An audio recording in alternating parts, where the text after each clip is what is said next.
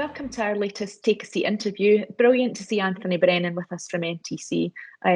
We've been doing a huge amount of work with MTC's team over the last year, and I'm really looking forward to kind of just hearing a little bit more about what goes on inside the different roles there, but also just a wee bit more about Anthony and what his role is, because I kind of think I know what it is, but I'm sure I don't.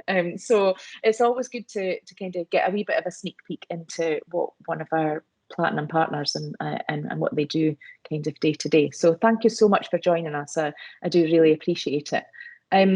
Would you maybe just start off by telling us a little bit about you and what you do? Yeah, absolutely. Well, firstly, Alison, thanks very much for having me along to this. We're a proud platinum member, so yeah, really keen to get the most out of our membership as well. But my name's Anthony Brennan. I'm the Business Development Director here at MTC. So what do? I look after our clients. I head up the business development team here. Some really talented people who go out, understand what our potential clients' requirements are, put together strategies to deliver that, then lead them on a digital path of growth ultimately. So that's a little bit about me and my role here at MTC. Brilliant. And what do you like best about what you do? Meeting new people, I guess, and working with my team. So yeah, we work with a variety of clients, everything from one-man bands, so local painters and joiners here in Dundee, up and down the country, all the way through to some really big organisations like Blue Water Energy, for example. They're a multi-billion-pound investment company. Peter Vardy, doing millions of pounds in the forecourt and now digitally, and everything in between. I'm a big craft beer fan, so we work with a lot of breweries as well, so that always makes it exciting. Football clubs as well, which is just like great. For a lot of people, that's like a dream to be able to go in and out of stadiums and meet with some like really like key influential people as well. Sometimes get to see a player or two when we're out there. But yeah, quite literally, there's not an industry that we don't work with. Some of our guys are working with like the NHS, public sector, and they just totally love that, knowing that they're doing more than just their role at that point, helping with things that are like changing people's lives at the exact same time. In fact, here in Dundee, we've got SSC, so we do a lot of work with them, and it's really fulfilling knowing that we are like building tools that are helping like people in their homes, and like just doing more than like what a lot of people would foresee that, oh right, it's websites, it's digital stuff there, it looks pretty, but actually it's really having an impact on people's lives. And just with the e-commerce like whole sphere there as well, we're helping businesses grow. So yeah, that's probably the biggest. Yeah, I think I've answered several things there. What do I enjoy most? It's probably like making a difference to people's lives. That's meeting people and making a difference to people's lives. That's what I enjoy the most. Brilliant, absolutely love that. So I'm also asking people random questions, and so this next one is a definite random, but I just love it. So what is your favourite time of year and why? Favourite time of year is probably around Easter time, I think. Why? I think the weather's really great then. It's not overly hot. I'm not a big fan of like the heat, even though I do like travelling. I like being in hot countries, but generally I'll sit in the shade most of the time. It's also when my birthday is as well, so I do enjoy that. But I think Easter time is a really great time for families to get together. For like my own personal household, like it was always a key time where we would get together, have some really nice food and things like that. So Easter time with the weather, you also take some holiday time so we can get away for a little break as well, either be that a staycation or back in the day when we used to be able to jump on a plane easy enough. We could get a little break down south or to another country. But yeah, Easter, I think it's like, yeah, I think it's a beautiful time, and all the colours as well that are out there with the landscape is great. Brilliant, love it. We've been doing these interviews all the way through lockdown and the pandemic, and there's been tighter restrictions, and then we're obviously filming this at a time where we are coming out of the levels, and there are way less restrictions than we've had. But what's the thing that you're either still missing or have missed most during these kind of times? Yeah, so you can see today that I'm in the office, so we're gradually kind of like putting plans in place to get into the office. So from a professional point of view, I miss being in the office. I think it's a conducive space. And from a personal and professional point of view, it's being around my colleagues as well. Like, we are an MTC family here. That's something that we always kind of like promote, that we do feel like a family, like we are together. So when boundaries are put in our in our way, such as having to work from home, that just like has natural challenges to that. I'm also not native to Dundee, even though I've been here since 2003, so I do miss my family and not being able to see them as much. But as you said, that's slowly coming to an end, and we're seeing more and more of them. So yeah, you kind of like blur the two together. Professionally and personally, it's just being around people as well, understanding what are they getting up to, yeah, both from a work point of view and a personal point of view. I'm always interested in seeing what drives people and what gets them out of bed in the morning.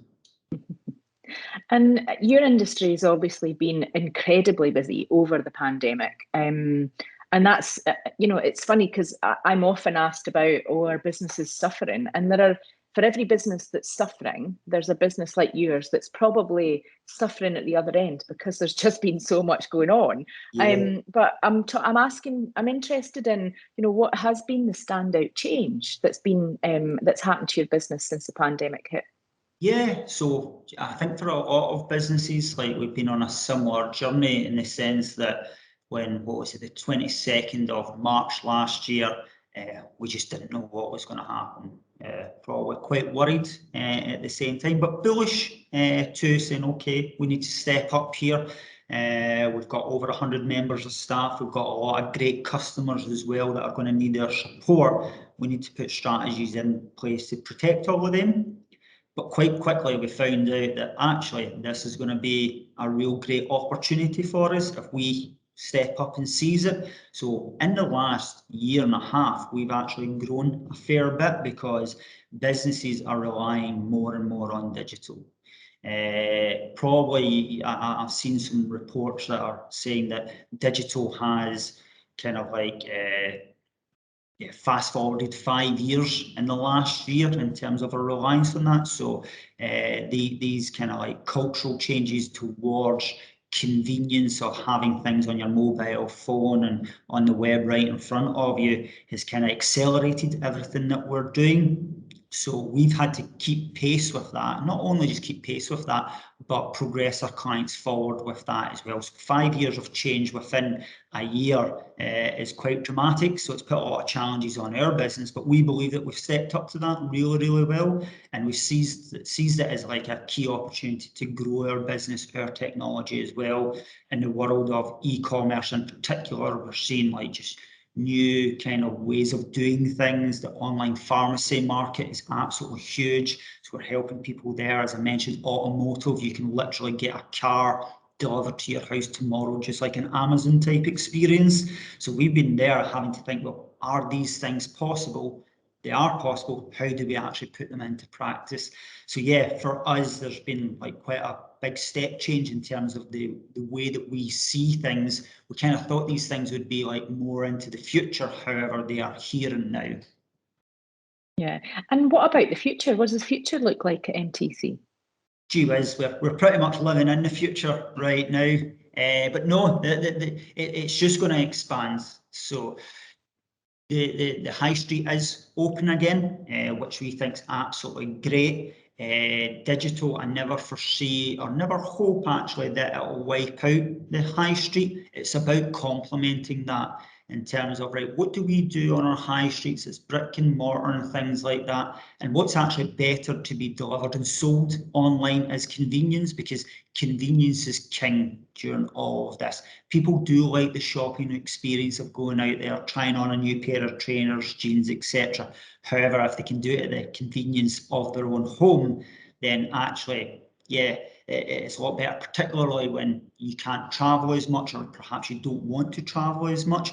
You can be in one location and buying from another location, but you're actually buying in the comfort of your own home on your device.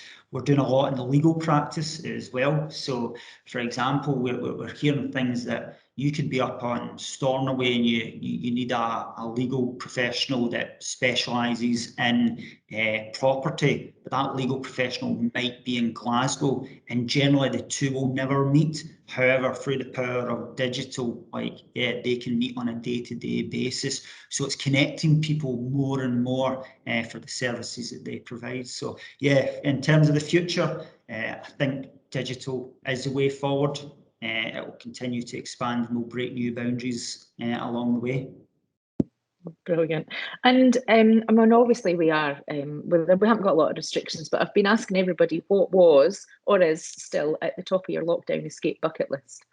Oh, well, I actually broke it 3 weeks ago. It was nearly 2.5 years since I've seen my sister. She lives in Portapalenza over in Mallorca. So when Mallorca went on the green list, I got a flight on a Friday and came back on the Monday just to go over and see her and spend some time with her. So that was just incredible to be able to do that. Every October up until the pandemic, me and my brothers, sister-in-laws, my partner, and nieces and nephew, we would go over to Mallorca for a family holiday. So I think time away, spending time with your loved ones is like a priority, and things that we just kind of like want to do during, like, as soon as possible when we get out of the pandemic. Definitely. What is the best piece of advice you've ever received and why? I've been given a lot of advice over the years, but probably the best one was, it was a good 10 years or so. There was a gentleman called Mark Richardson. He was the projects director at the time for Apache North Sea. He had a military background, and I always find people with a military background to be very, very interesting because, yeah, I just think there's a lot kind of like of knowledge embedded in them around teamwork and how to do things and how, like, as a team you will achieve more. So Mark went on to talk about how, like, no one comes into work to make mistakes. So you will never get in trouble in your working career for making mistakes, genuine mistakes.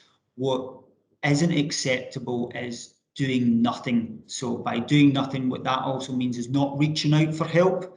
So the best piece of advice I've ever been given is reach out, ask for support. You would be amazed by the people. Like, we do live in a world of technology, so that could be Instagram, Facebook, Twitter. If you reach out for support, I think you will be amazed about the amount of people that are willing to give you a little bit of good advice and say, do you know what?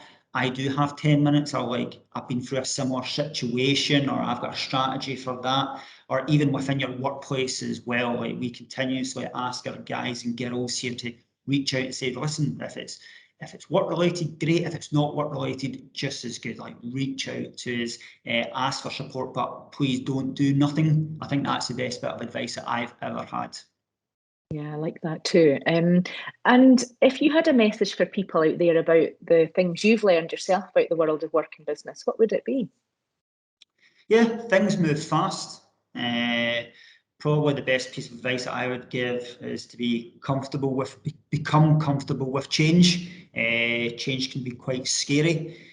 However, I don't think anyone can become completely comfortable with change just due to the nature of what it is. It's different. We don't know what we're going into, but the more comfortable that we can become with change, the better that we can adapt to it. So you'll come up with support kind of mechanisms within yourself to adapt to, like, different surroundings around you. So yeah, things will continuously change. We don't know what's around the corner at the best of times, never mind a global pandemic that was kind of forced upon us all.